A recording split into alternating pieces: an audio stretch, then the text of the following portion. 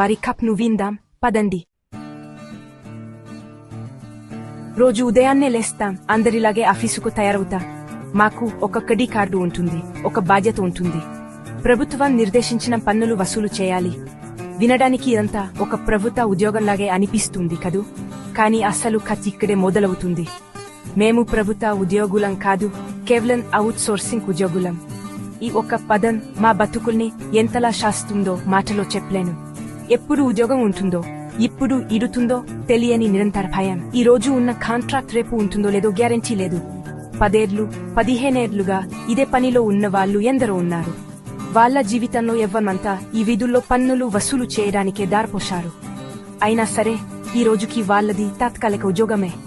Permanent అనే మాట మాకు ఒక్కల్ మాత్రమే.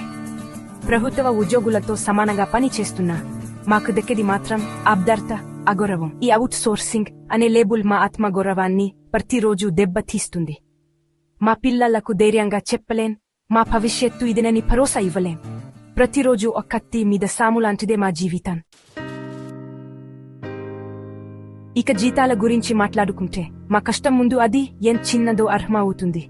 నెలంతా ఎండ్రా వానంగా తిరిగితే మాకు ఇచ్చేది 15,000 నుంచి 17,000. వినడానికి ఫర్వాలేనిపించినా అందులోంచి ఈ ఎస్ట్లా పిఎఫ్ అని కొన్ని కోతలు పోతాయి.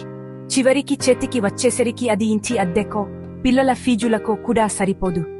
ఇదేలా పెరుగుదల కాలంలో ఇంత తక్కువ జీతంతో ఓ కుటుంబాన్ని ఎలా పోషించలేం? ప్రతి నెల లెక్కలు వేసుకుంటూ సర్దుకుంటూ బతకడమే మాకు అలవాటైపోయింది.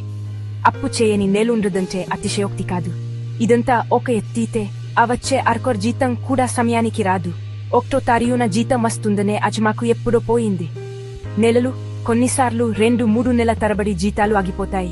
ఆ సమయంలో మా పరిస్థితి ఎంత దారుణంగా ఉంటుందో ఊహించుకోండి. పండగలొస్తాయి, పబ్బాలొస్తాయి, కానీ మా ఇళ్లలో సంతోషం ఉండదు. అప్పుల వాళ్లకు ఏం సమాధానం చెప్పాలో తెలియదు. ఇంట్లో